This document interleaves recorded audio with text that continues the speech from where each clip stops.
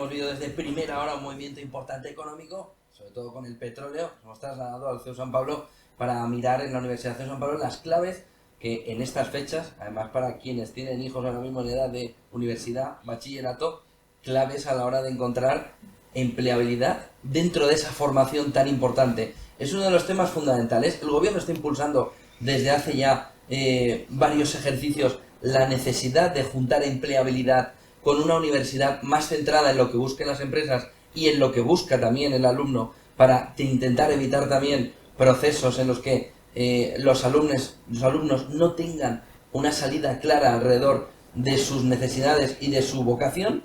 Y por otro lado, cómo aunar eso con una empleabilidad donde las empresas dan salida a ese proceso de formación que las universidades van alineando, no todas, con el proceso de salida a las empresas. Estamos en una Universidad San Pablo CEU para ver precisamente cuáles son las claves, hacia dónde puede ir y sobre todo qué buscan las empresas y qué busca una de las universidades que más se han enfocado a la empleabilidad, a buscar cómo buscar el nexo, el encaje entre un alumno cada vez más digital, cada vez que busca cuestiones distintas a generaciones anteriores, con ese punto de empleabilidad necesario por parte de la empresa. Están con nosotros Rosa Visiedo, rectora de la Universidad CEU San Pablo y directora de Universidades CEU. Rosa, gracias por acogernos. Gracias a vosotros. Es un placer poder compartir este espacio y este debate con vosotros y con Inés y con Beatriz. Un placer. Nos acompaña también Inés Temes, responsable de los campus 42 en España de Telefónica. Bienvenida, Inés. Muchas gracias y gracias por la invitación. Es un debate apasionante que seguro que es súper interesante con mis compañeros de mesa. Gracias. Y también nos acompaña Beatriz Serrano, Talent Adquisición de CEPSA. Bienvenida. Muchísimas gracias, encantada de estar aquí y gracias también a la Universidad CEU y por supuesto a Negocios CV por esta oportunidad. Al principio hay una duda en las empresas, hay un movimiento de jóvenes, sobre todo en Estados Unidos se ha visto más fuerte, buscando que no encajaba lo que ellos querían con lo que le ofrecían, y en eso el proceso de formación, el proceso universitario es fundamental. De ahí el gobierno va impulsando en los últimos ejercicios también el tema de la empleabilidad, pero es difícil en el tema también educativo. ¿Cómo se consigue o cómo la Universidad, el CEU San Pablo, enfoca hacia ahí para conseguir que los alumnos que salen encajen con las dos opciones? Esa misión que tienen ellos, esa visión y también visión de qué quieren hacer, con esa empleabilidad que las empresas también necesitan que esté aunada con la universidad, porque es un encaje complicado. Bueno, pues yo pienso que la empleabilidad es un tema que nos debe preocupar a todos, a las empresas, a la universidad y al gobierno, por supuesto. Lo que pasa es que también que muchas veces en los planes de empleo del gobierno y tal se tiene poco en cuenta a las universidades. Ya no digo, ya no tanto a las empresas, pero desde luego a las universidades pocas veces se nos pide opinión, y luego cuando ves los planes de choque contra el desempleo y tal, ves poca mención a la universidad. Entonces, digo esto porque muchas veces nos tenemos que buscar la vida, ¿no? Nos tenemos que arreglar entre nosotros, porque creo que es ineludible la alianza, el encuentro, ¿no?, entre universidad y empresa, a la hora de procurar que nuestros estudiantes tengan cada vez más potencial para ser empleables, o lo que es lo mismo, tengan una mayor empleabilidad. Entonces la única manera que conozco en este momento de conseguir ese encuentro, ¿no?, ese espacio común entre empresa y universidad, es sobre todo un espacio de escucha, porque yo creo que las universidades tenemos que escuchar a las empresas para saber cuáles son sus demandas, para saber qué es lo que necesitan en este momento, qué están pidiendo de nuestros egresados, de los estudiantes que ahora estamos formando y que van a ser los futuros profesionales que van a ocupar posiciones en las empresas. Y por otra parte también le pediría a las empresas que de alguna manera sean sensibles, ¿no?, a la existencia de la universidad y a lo que la universidad puede ofrecerles, tanto en materia de formación de los estudiantes, como incluso también hay otros espacios comunes, como son el tema de la investigación, que muchas veces no se tienen en cuenta y que generan también oportunidades, ya no solo de investigación y de transferencia, ¿no?, de los resultados de esa investigación en forma de innovación a las empresas, sino también nuevas oportunidades de de trabajo, la generación de nuevos puestos de trabajo y por tanto más empleo. Pero bueno, yo creo que todo reside sobre todo en ese espacio de escucha, de escucharnos unos a otros y de saber qué necesitan y qué podemos ofrecerles. En un entorno de disrupción que entiendo que es complicadísimo. Habrá alumnos que entren con una fotografía de cómo va a ser el mercado laboral, pero salgan con una fotografía distinta por temas digitales, por temas sociales, prepandemia, pospandemia, coronavirus en medio. Es decir, además es una generación la que está ahora mismo que vive en la disrupción continua. Entonces, cómo alinear también todo ese currículum, toda esa necesidad de formación con que lo que viene posteriormente además está en continuo cambio. Pues fíjate, yo creo que aparte de, evidentemente les tenemos que enseñar las competencias y los conocimientos específicos de cada especialidad, ¿no? De cada carrera en la que se están formando, pero también tenemos que enseñarles otro tipo de competencias transversales, digitales ahora en este momento, que son casi las nuevas competencias transversales, pero sobre todo tenemos que inculcarles esa necesidad de seguir formándose continuamente, de que ya no existe una frontera entre el periodo de formación y termino en la universidad y ya he dejado de formarme, luego ya me voy al mercado de trabajo, me voy a mi trabajo, a mi puesto de trabajo y ahí ya estoy yo cómodo para toda la vida, sino que esa frontera, esa brecha ya no existe y que para seguir siendo competitivo en un puesto de trabajo en el que ya tienes que seguir formándote y si tienes aspiración de cambiar, de mejorar, de ocupar otra posición dentro de la misma empresa o dentro del mismo sector o incluso de cambiar de sector, porque es algo que también ocurre en estos momentos, tienes que seguir formándote a lo largo de toda la vida. Sobre todo yo creo que si conseguimos inculcarles esa necesidad de seguir formándose, ¿no? De esa necesidad de seguir aprendiendo siempre, yo creo que eso es una de las cosas que mejor van a acompañar a nuestros actuales estudiantes y futuros profesionales, porque les van a acompañar a lo largo de su vida y es algo que se llevan, esa capacidad de seguir aprendiendo, ¿no? Ese amor por aprender, esa pasión por aprender es algo que debemos de transmitirles y yo creo que en cualquiera que sea el grado o la profesión para la que se están formando. Beatriz.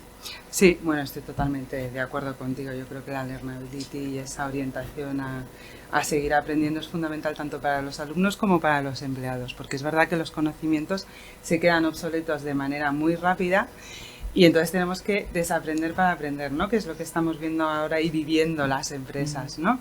Entonces, pero sí que es cierto, o sea, que yo creo que es muy importante esa colaboración entre la empresa y la universidad, porque juntos nos estamos enfrentando a un reto, ¿no? Que es reducir esa brecha que hay ahora mismo entre educación y empleo, ¿no? Y entonces es cierto que tenemos que hacer algo para que haya una mayor relación entre las carreras que se estudian y la demanda de empleo, que es algo que no es fácil, que como antes estaba diciendo, ¿no? Pues es cierto que ahora tras la pandemia se han dado dos situaciones importantes, ¿no? Y es que es verdad que la transformación digital ha ido tan rápido que las empresas, una vez terminada la pandemia, hemos necesitado incorporar muchísimo talento digital, que ya no es que tengas esa competencia digital que viene con la generación Z, que esta la tienen ya todas las nuevas generaciones, tienen esa competencia digital, ¿no? Sino que vamos a buscar perfiles que son muy de Big Data, perfiles de desarrolladores, por ejemplo, de ciberseguridad, tal, y estamos todas las empresas yendo a por los mismos perfiles y realmente hay una escasez de esas titulaciones en el mercado, ¿no? Entonces, estamos en un momento laboral en un mercado laboral un poco revuelto, ¿no? Por un lado está la escasez de esos profesionales y yo creo que con este parón de la pandemia también, pues ha habido 2 años en los que las empresas no hemos estado contratando y ahora de repente es de nuevo el boom de la contratación, ¿no? Y entonces estamos todos buscando incorporar talento junior. Pero vamos, desde CEPSA, por ejemplo, ahora mismo y enmarcado dentro de nuestra estrategia Positive Motion, ¿no? Tenemos un programa que va muy encaminado a incorporar 50 personas, 50 titulados recién graduados, ¿no? De distintas titulaciones que nos ayuden a convertirnos en esa empresa de referencia en la transición energética que queremos ser, ¿no? Y en septiembre vamos a incorporar 50 jóvenes, en su mayoría mujeres además, porque queremos equilibrar la plantilla también en género, Y bueno, pues nos tienen que ayudar en ese camino al cambio, ¿no? Porque estamos en plena transformación a verde, ¿no? Y queremos que ellos nos ayuden pues a convertirnos en líderes de la movilidad sostenible, en líderes de la generación de biocombustibles, de hidrógeno verde, y necesitamos a ese talento joven. Entonces, para atraer a ese talento joven, además, nos damos cuenta que son profesionales distintos, ¿no? Pues que ahora tienen unas exigencias y también, como tenemos que competir, hay tanta oferta, ¿no? En el mercado laboral, pues oye, ya se incorporan con unos sueldos estupendos, ¿no? Con unas condiciones laborales de empleados, con acceso a parking, o sea que tienen un amplio abanico de posibilidades estos jóvenes que terminan ahora sus carreras, ¿no? Y que tienen empresas tan potentes como las nuestras, ¿no? Para elegir su futuro laboral, y nosotros estamos ahí para iniciarles en un primer empleo, sin duda. Inés.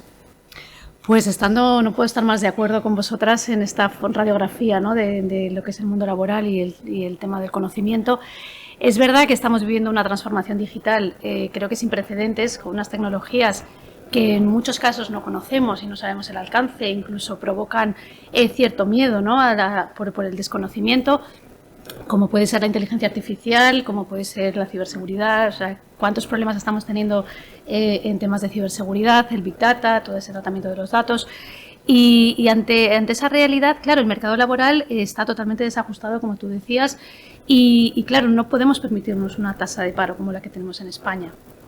Creo que es responsabilidad de todos los agentes, la universidad, las empresas, los gobiernos, toda la sociedad, tenemos que remar en la misma dirección, porque no nos lo podemos permitir como país. O sea, realmente es una responsabilidad de todos el acabar con esa brecha de paro que estamos, por supuesto, en la cola de Europa, como sabéis, y más en el ámbito joven. Entonces, que estamos ofreciendo a nuestros jóvenes, por un lado, muchísimas ofertas sin cubrir, que las empresas, como estabas diciendo, desde CEPSA, desde Telefónica, desde todas las empresas, estamos necesitando cubrir esos perfiles, y por otro lado, va a tal velocidad que desde la parte del conocimiento de las universidades hay que dar esa respuesta, pero es difícil porque está muy, muy acelerado. Y todo esto con la voluntad de no dejar a nadie atrás, que la tecnología y los avances no generen una brecha social más grande de la que hay, ¿no? Entonces, desde Fundación Telefónica y desde Escuela 42, desde Campus 42, que es el proyecto en el que yo estoy, sí que ante esta realidad, evidentemente, nosotros desde la Fundación siempre hemos estado muy cerca del mundo educativo, desde un punto de vista muy social, porque evidentemente somos la Fundación de Telefónica, pero buscando cambios, buscando nuevas formas de aprendizaje y buscando nuevas oportunidades.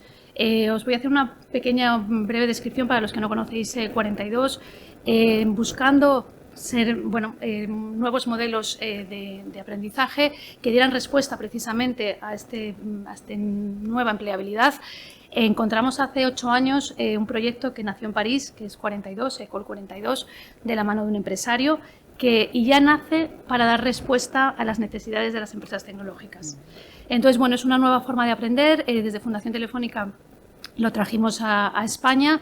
Tenemos ahora mismo 4 campus en el País Vasco, en Cataluña, en Andalucía, en Málaga y en Madrid.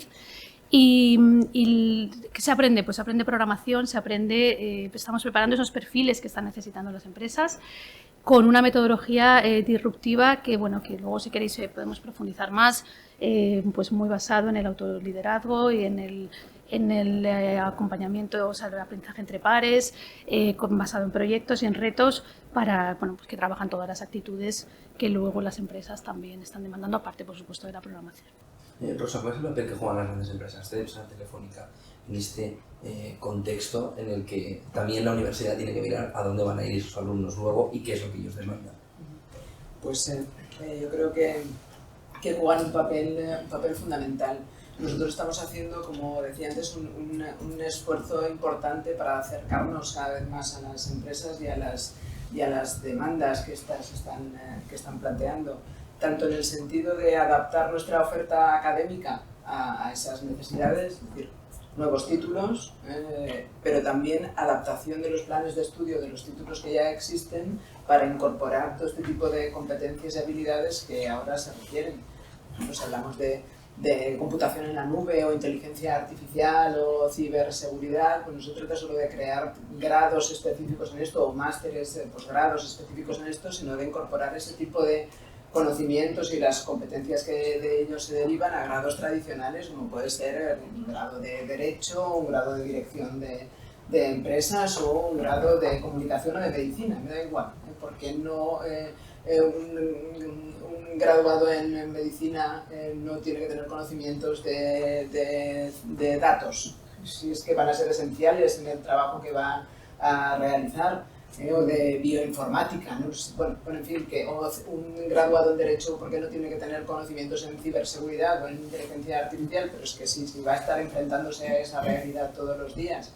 Entonces, bueno, ese doble camino, ¿no?, de nuevos títulos y adaptación de los planes de estudio de los títulos ya existentes, yo creo que es fundamental. Para eso, insisto, tenemos que escuchar a las empresas y ver qué es lo que realmente necesitan. Y luego ya incluso pues, en el diseño de títulos en los que desde cero ya participen las empresas. Por ejemplo, tenemos un grado en inteligencia de negocios que hemos trabajado desde su origen conjuntamente con Telefónica. Entonces, bueno, yo creo que esa es una manera también de enfocar adecuadamente los títulos, ¿no?, los grados, para que respondan de verdad a lo que la empresa va a necesitar a continuación. Luego, si me permites, creo que también hay una importante labor que hacer de sensibilización de la sociedad, porque a veces nos encontramos con esos desajustes entre la oferta y la demanda, sencillamente porque la gente pues, prefiere a veces, se fía más, ¿no?, de lo tradicional, de lo que ya conoce. ¿Y por qué voy a hacer un grado en inteligencia artificial y de Internet de las cosas, por ejemplo, si puedo hacer un grado de Derecho o de ADE, ¿no?, que es lo que tradicionalmente conozco y sé que ha funcionado y tal? Entonces la sociedad tiene que sensibilizarse también de que tiene que hacer una labor, ¿no?, de difusión, de concienciar, de dar a conocer esas nuevas opciones formativas, tanto en universitarias como de formación profesional, por ejemplo, para que haya más estudiantes interesados en cursar esos estudios, que además con casi la seguridad de que van a encontrar un empleo, ¿no?, que responda a los estudios que están cursando. Yo creo que eso es algo que también hay mucha labor que hacer aquí, incluso ya no solo desde las universidades, sino también desde las empresas y socialmente, ¿no?, incluso desde los niveles de formación anteriores a la universidad. Sí, yo en esto que acabas de decir estoy súper de acuerdo y creo que el tema de la orientación, ¿no?, que es lo que estábamos hablando, es fundamental, y es fundamental hacerlo desde las etapas más tempranas, desde la primaria, desde la secundaria. En cada momento será un tipo de orientación diferente, ¿no? Más vocacional en unos momentos, más profesional en otros, pero la parte de orientación es fundamental, porque si no, como tú decías, al final la inercia es hacia lo conocido. Cuando a lo mejor en lo conocido no existe esa demanda por parte de las empresas. Entonces, lo desconocido también genera mucho ruido, y también como empresas y como centros de estudio, ¿no?, también creo que somos responsables de acercar a la sociedad, pues eso, ¿qué es eso de la inteligencia artificial? ¿Cómo voy a orientarte hacia un estudio de ciberseguridad cuando realmente yo como orientador no sé en qué consiste esos estudios, ¿no? Nosotros desde Fundación Telefónica estamos haciendo un trabajo con técnicos de empleo, con orientadores también de entidades sociales, en abrirles qué está pasando, porque es un mundo que realmente ha cambiado y ha venido de una forma estrepitosa, ¿no?, a nuestras vidas. Entonces, ¿cómo darles todo el panorama de lo que ocurre en el mundo tecnológico y digital a esas personas que tienen la responsabilidad de orientar desde los colegios hasta entidades sociales o desde las empresas, ¿no? Entonces, creo que esa labor de docente casi, de educativa, es muy importante, porque si no se va a abrir una brecha también entre lo digital y lo no digital, que como decías, esto va para todos, va para los médicos, va para las enfermeras, va para los abogados, para los arquitectos, para los psicólogos. Nosotros, por ejemplo, en 42, que tenemos perfiles muy diversos, existe gente muy interesada en estudiantes en temas de programación y vienen de ámbitos como la psicología y es para aplicar esa inteligencia de datos a su propia profesión, ¿no? El emprendimiento, tan importante también, ¿no? Entonces, creo que es una labor de todos comunicar que esto existe y que esto no va a desaparecer, todo lo contrario. ¿No pensáis aún así que ese perfil debería encajar más con estas generaciones más jóvenes de ahora? La de disrupción, la de buscar esos grados diferentes, no ir a lo tradicional y buscar esa alternativa. Y por supuesto ayudaría también en esa selección de talento por parte de vosotras en las empresas. Beatriz, que te dejas la Sí, o sea, yo creo que totalmente de acuerdo con lo que dices, ¿no? Es verdad que son unas generaciones muy distintas, ¿no? La generación Z, nosotros ya damos por sentado que tienen esa capacidad digital, ¿no? Que eso ya lo viene intrínseco a su persona y que saben funcionar con herramientas tecnológicas perfectamente, y de hecho yo creo que en las empresas cuando incorporamos este talento joven también nos beneficiamos porque nos traen ideas nuevas, ¿no? Y nos traen pues metodologías, tecnología nueva que nosotros conocemos a través de ellos, ¿no? Porque al final en las empresas conviven muchísimas generaciones distintas, ¿no? Entonces, es verdad que por un lado tenemos ese reto tecnológico que estamos hablando y que hay determinados perfiles que no encontramos, pero yo creo que la capacidad tecnológica ya sí que viene muy con las personas y vienen con las nuevas generaciones. Yo creo que son dos cosas un poco distintas, ¿no? Y yo creo que también, o sea, lo que decía Rosa, ¿no? Pues que en las universidades sí que ya se están dando esos contenidos tecnológicos en todas las carreras, para que, pues sabemos que ahora es muy importante tomar decisiones basadas en datos y todo el mundo tiene que saber algo de Data Analytics, ¿no? Y de hecho nosotros dentro de las empresas también nos hemos preparado y hemos creado academias, como en el caso de CEPSA, que está CDX, para justamente formar a esos empleados en tecnologías, en analítica avanzada, en desarrollo de aplicaciones, porque los empleados también necesitan esos conocimientos que muchas veces las nuevas generaciones pues ya las traen, y yo creo que las universidades pues ya están evolucionando hacia tener esos contenidos también. Y yo por lo que decías también, o sea, yo creo que es fundamental que caminemos juntos, ¿no? Pues las universidades y las empresas para realmente pues que acercar, ¿no? Esas competencias que nosotros necesitamos incorporar con un trabajo conjunto, y que ya pues las formaciones de los universitarios no sean tan en conocimientos técnicos teóricos, sino que tengan también una parte experiencial dentro de las empresas, ¿no? Que les dé una visión como más global de cómo va a ser su futuro empleo, ¿no? Entonces yo creo que esa relación empresa-universidad es muy importante en ese sentido, ¿no? Y también me gustaría comentar que recientemente nuestro director de Recursos Humanos, Carlos Morán, pues se ha incorporado como asesor al Consejo de Empleabilidad, ¿verdad? Sí. De la Fundación de la Universidad San Pablo CEU, y la verdad que estamos muy contentos de ello. Y que bueno, desde CEPSA, pues eso, que estamos, tenemos acuerdos y cátedras con muchísimas universidades de España, y que lo que pretendemos es también impulsar la investigación que decías antes, ¿no? Impulsar la investigación, estar ahí en la educación para dar conferencias, y no solo en las universidades, sino en los colegios también, ¿no? Pues hacemos sesiones de inspiración para chicas, para que elijan carreras un poco más de ciencias, ¿no? Porque nosotros es verdad que en CEPSA pues necesitamos muchos ingenieros, y ahora vamos a necesitar mucha especialización en renovables, por ejemplo, que yo pues me atrevo a pronosticar que van a ser los perfiles que nos va a costar también más seleccionar dentro de nada, y que justamente es el reto al que nos enfrentamos, ¿no? Si vamos a tener más demanda de perfiles que estén especializados en sostenibilidad, en las políticas de ESG, que ahora de verdad que nos vemos y nos deseamos también para encontrar este tipo de profesionales en el mercado. Son poquitos, ¿no? Es algo bastante reciente todo lo de ESG, ¿no?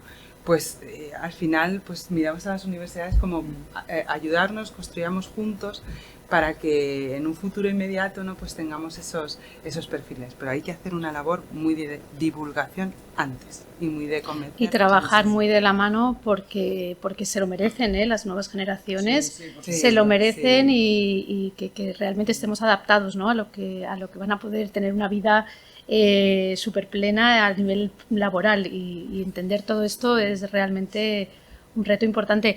A mí me gustaría no dejarnos llevar solamente por la parte tecnológica, que por supuesto es una locura, sino también por un tema de esas otras habilidades que hablábamos antes de empezar esta charla, que son importantes y son muy importantes y creo que van a marcar la diferencia, porque adaptarte a esta nueva empleabilidad, a este mundo cambiante, a esto que hoy me funciona, mañana no me funciona, hay que tener una flexibilidad.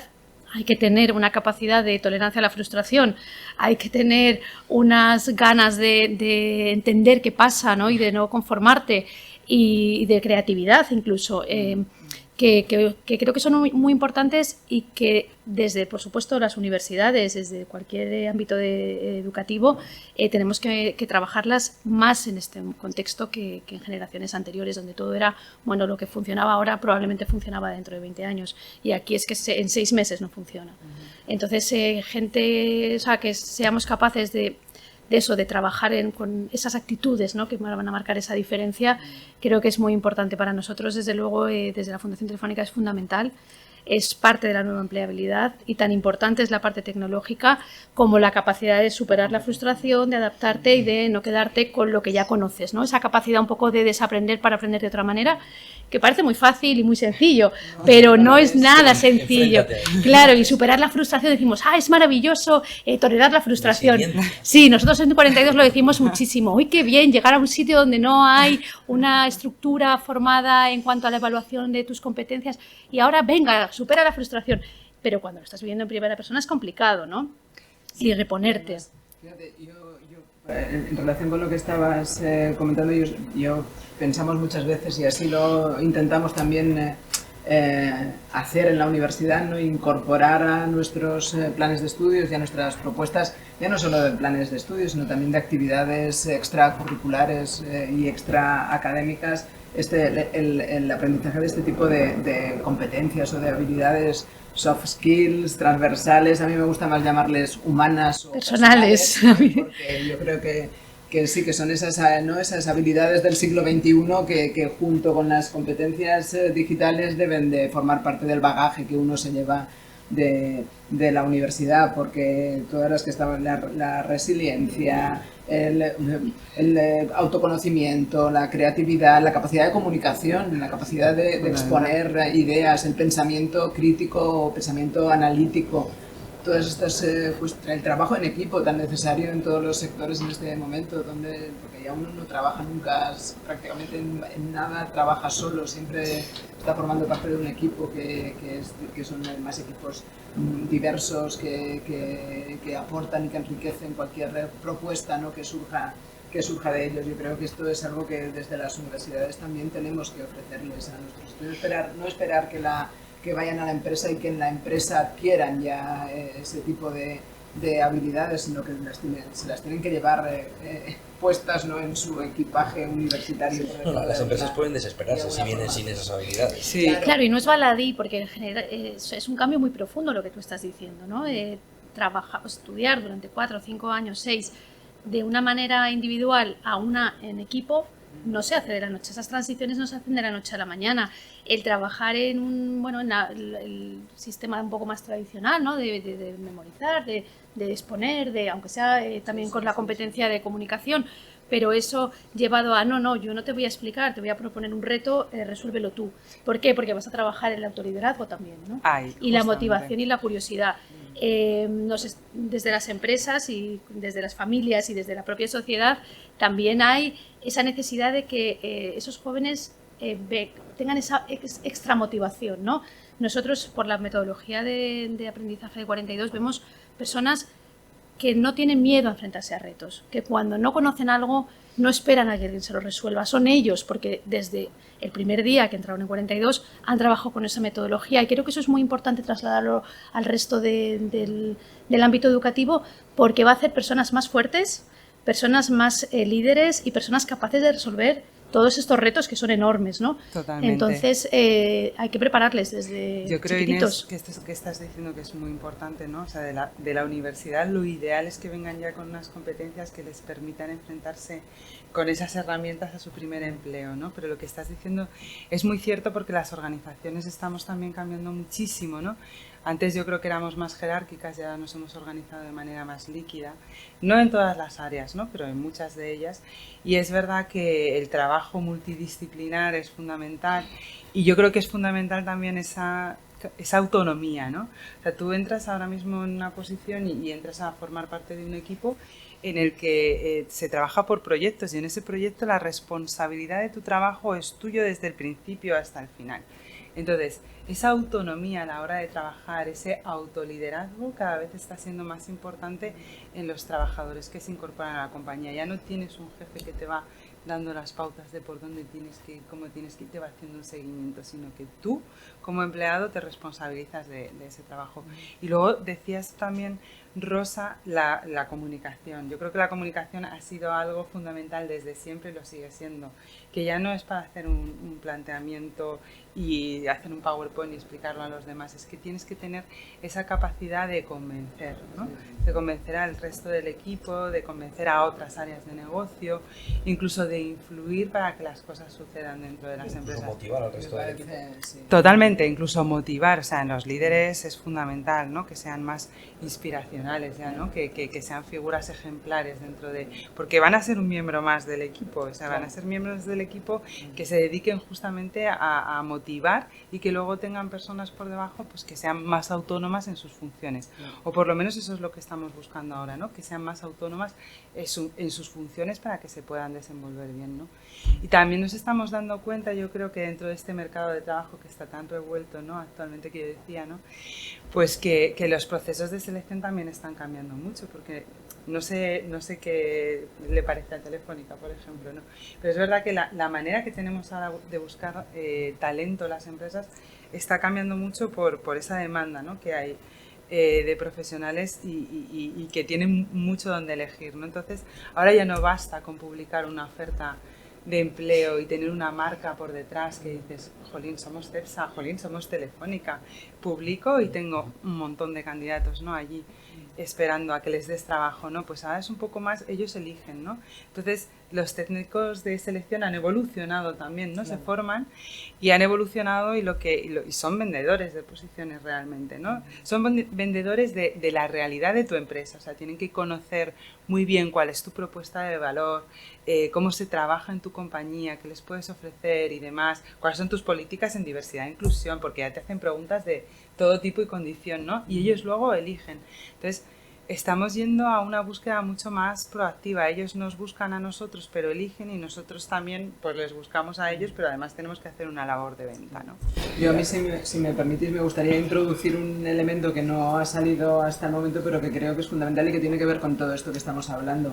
Yo, por ejemplo, en la universidad, aparte de incorporar a través de distintas asignaturas el aprendizaje de este tipo de competencias de las que estamos hablando todo el rato, tenemos también varios programas transversales que también procuran ofrecer este tipo de formación. Por ejemplo, uno que ofrecemos a todos los estudiantes de grado, que es un título propio que se llama Valores y Liderazgo en la Era Digital, y que precisamente va de esto, ¿no? Va de este tipo de competencias humanas, personales. Y luego tenemos un posgrado también que se llama Máster en Competencias Transformadoras, que también va de lo mismo. Y en este sentido creo que y volviendo al título este de Valores y Liderazgo en la Era Digital, creo que el tema ha salido el tema de las actitudes, de la importancia, ¿no?, de las actitudes, de tener actitud innovadora, de aprender, de emprendimiento.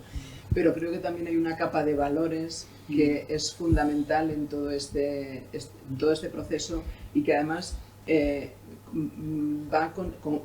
debería conseguir, ¿no?, que todo lo tecnológico y todo este mundo tan tecnológico cuyas consecuencias están todavía por aflorar, pudiéramos de verdad interpretarlo desde un punto de vista de los valores, para introducir ahí también elementos de ética y moral que, si no, van a quedar como al margen, ¿no?, de la tecnología. Yo, desde mi punto de vista, la tecnología por sí misma no es ni buena ni mala. Lo que podemos hacer es un buen uso o un mal uso de ella. Y si formamos a nuestros jóvenes en valores y les podemos trasladar, ¿no?, esa necesidad de, por ejemplo, de hacer buen uso de la tecnología, yo creo que eso es un elemento, un punto que también hay que tener en cuenta, y que además yo creo que en las empresas también lo tienen en cuenta, porque alguien que tenga valores y que los sepa hacer tangibles, ¿no?, son de verdad, yo creo que son elementos a considerar, ¿no?, a la hora de contratar a alguien. ¿Por qué no contratar a alguien en el que descubramos esa capacidad, ¿no?, de esa lealtad, de esa honestidad, de esa integridad que bueno, que es tan necesaria en cualquier como persona, ¿no?, en general, ¿no?, pero también en los puestos de trabajo, el compromiso, ¿no?, la capacidad de esfuerzo y de sacrificio. Yo creo que esas son cuestiones que si no se las enseñamos también a nuestros estudiantes, si no les decimos que eso también les sirve para ser más empleables, pues pueden quedar ahí como en un segundo plano que no es deseable, desde luego. Para la sociedad no es bueno que esos valores no sean tangibles. Sí, en ese punto hay un caso muy claro en torno de cómo darle valores, cómo darle un poco de humanidad a la tecnología, que estuvo en el entorno del mercado del motor, cuando surgió en los primeros coches autónomos, y precisamente se buscaba dentro de las principales compañías quién tomaba la decisión en el caso de accidente que fuera inevitable. Entonces, ahí todo hay un proceso que enlaza con la sostenibilidad y ESG, comentaba Beatriz. Hay un proceso de valores en el que al final las máquinas son máquinas. No son seres humanos. La tecnología es tecnología. Y la tecnología depende de quién la programa. Entonces, quien la programa puede darle una orientación, puede darle una orientación distinta, puede darle una capa de valores o puede convertirla en lo que sea. Y ese caso de ese coche autónomo fue muy claro. Y las principales compañías a nivel mundial tuvieron un proceso de selección muy grande en decidir qué perfil decidía. Aquí están los datos, aquí está la tecnología, aquí está la data. Ahora, ¿quién le pone sentido a todo todo esto binario, ¿no? Es totalmente apasionante, y el tema de la ética que estaba comentando Rosa y de los valores personales, por supuesto, pero la ética y la tecnología es algo que nos preocupa, yo creo que a todos los que nos dedicamos a esto, ¿no? Porque podemos llegar a generar lo que hablábamos antes, una sociedad todavía con más brecha. Por decisiones mal tomadas, ¿no?, de alguna manera. Entonces, creo que está encima de la mesa el debate, tiene que seguir estando, y es una responsabilidad de todos, que la tecnología transforme la sociedad para mejor y no para peor, ¿no? Y ahí depende de nosotros y de otro de las habilidades que hablábamos antes, como puede ser el pensamiento crítico, que eso no lo van a tener las máquinas nunca, y es verdad que se va a automatizar, o sea, está ocurriendo y va a seguir ocurriendo, o sea, no podemos mirar hacia otro lado, ¿no? Es que además yo pienso también que desde ese punto de vista, a medida que la tecnología cada vez avanza más rápido y que tiene una fecha de caducidad cada vez más cercana, las cosas que son más esenciales, como los valores, como esa capacidad de trabajo, esas actitudes, eso tiene más valor porque es permanente, ¿no?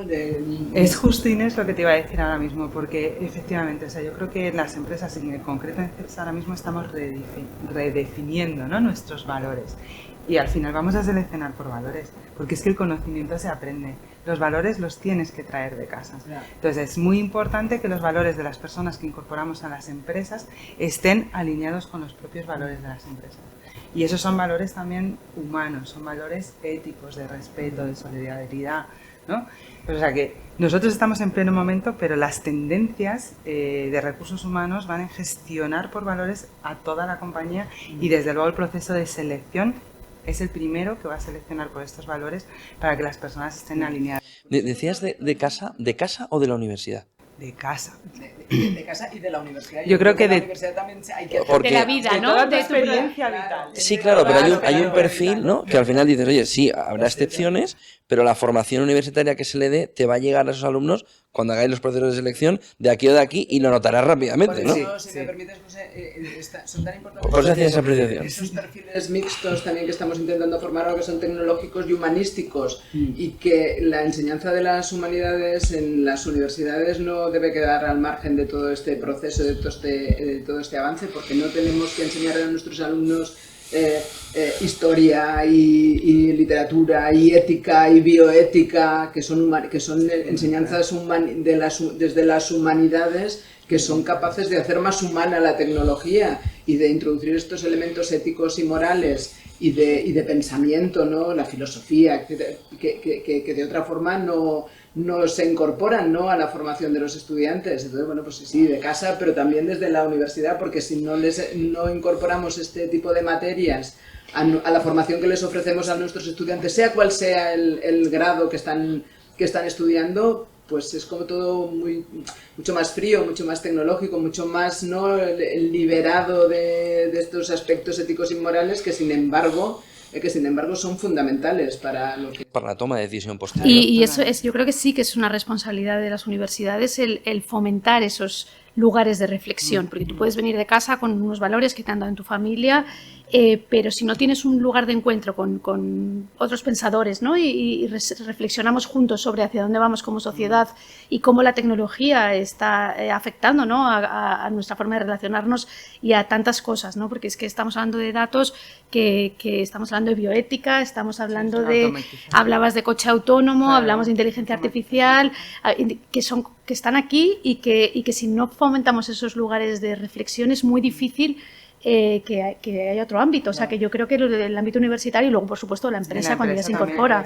Por eso no debemos de generar ahí una brecha, sino que tenemos que hacer que cada vez haya una mayor permeabilidad entre tecnología y humanidades, ¿no?, y que formen parte de un todo, de un continuo en el que cada cosa tiene su lugar, ¿no?, porque la tecnología ayuda también a las humanidades, ¿no?, a actualizar las humanidades, y las humanidades por su parte ayudan a hacer humana esa tecnología y a incorporar esos valores éticos y morales que de otra forma no estarían ahí presentes.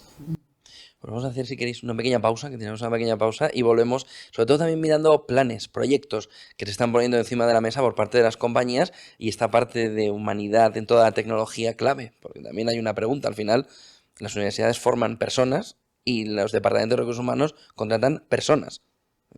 No se ha pasado al otro lado, las máquinas siguen siendo elementos para poder usarlo el ser humano, no son elementos autónomos. Por eso la importancia de esa persona, de esos valores que hemos comentado. Enseguida volvemos y seguimos entrando en este debate tan interesante.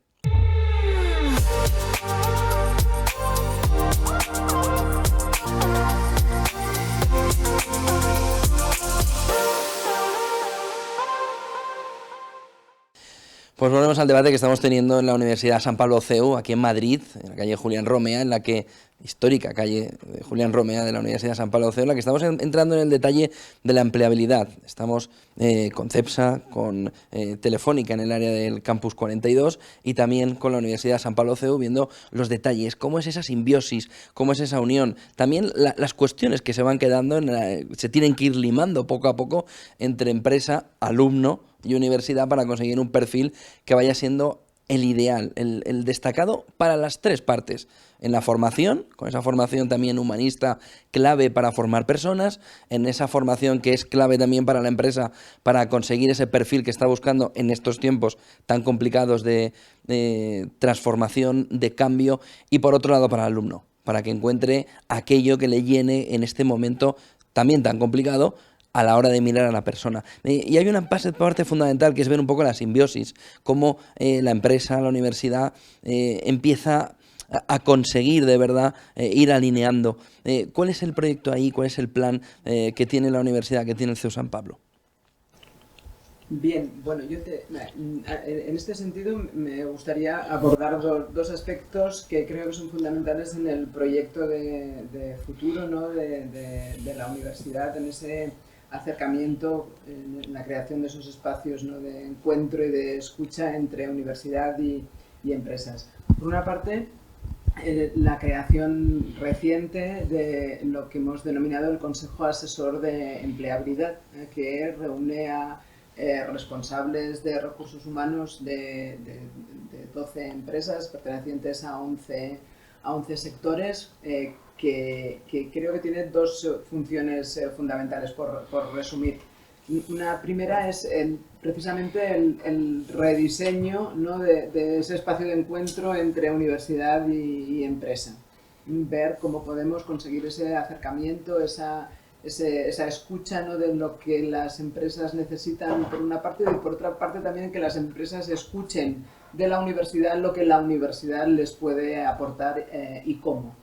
Y luego creo que tiene una parte también fundamental. Nosotros, a través del Consejo Asesor de Empleabilidad, vamos a realizar distintos estudios y análisis del mercado laboral sobre las necesidades actuales y tendencias futuras del mercado, y queremos también, a partir de ahí, diseñar líneas de orientación para las familias y los estudiantes, para que la empleabilidad sea un elemento también que ellos tengan en cuenta cuando se decidan por qué carrera, qué grado, qué voy a estudiar.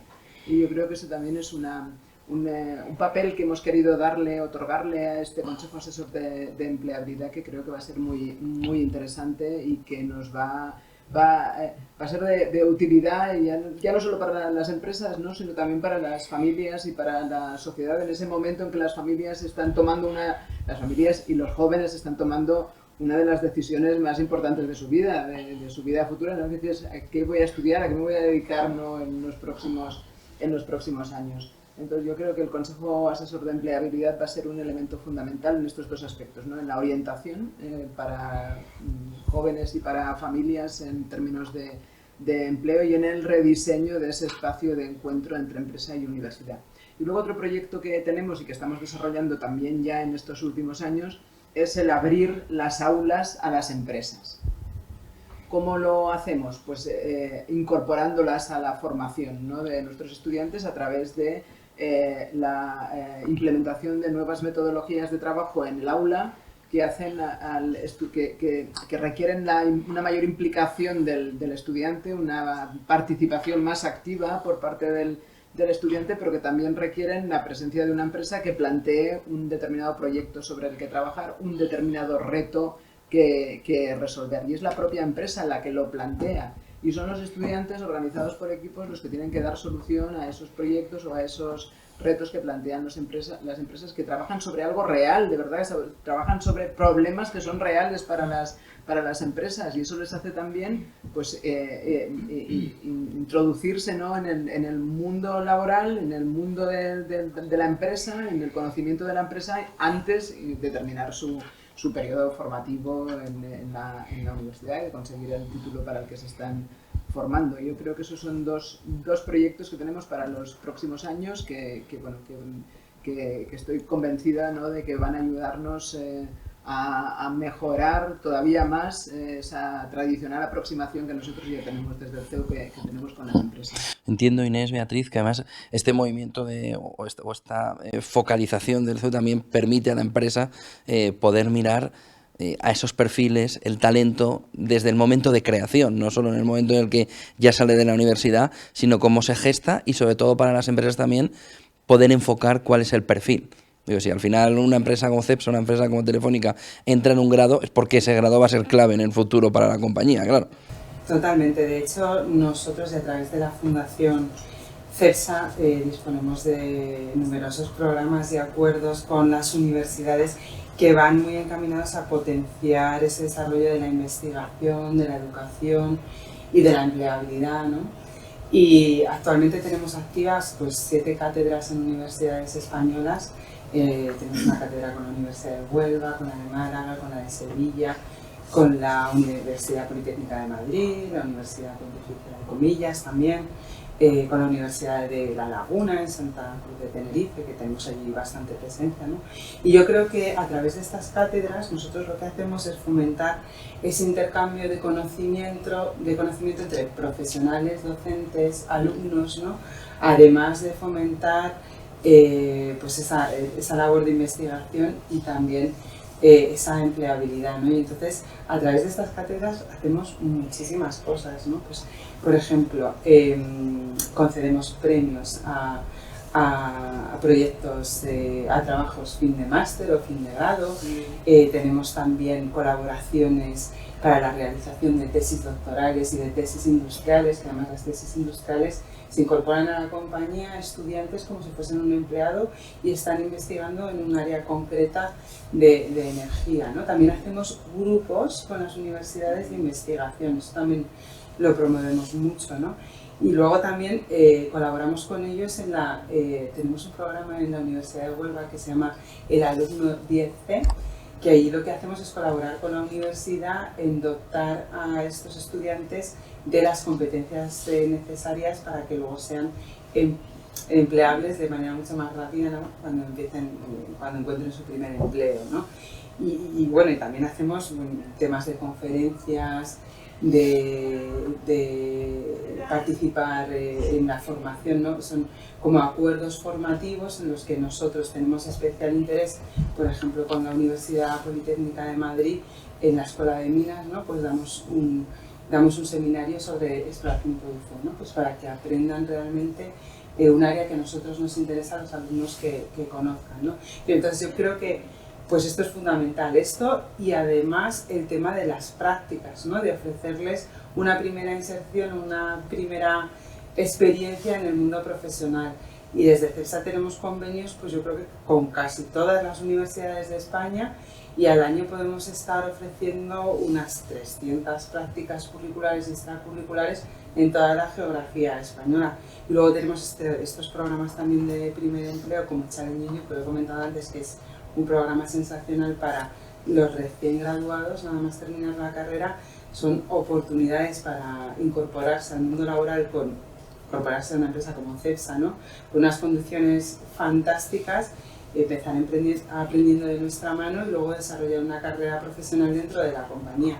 Entonces, además estos programas, por ejemplo el programa Challenging You, les subvencionamos también con un máster en gestión empresarial que tiene un componente digital muy fuerte, que además es online y está muy bien valorado por los estudiantes, ¿no? Por estas personas, estos recién graduados que se incorporan a CEPSA, ¿no?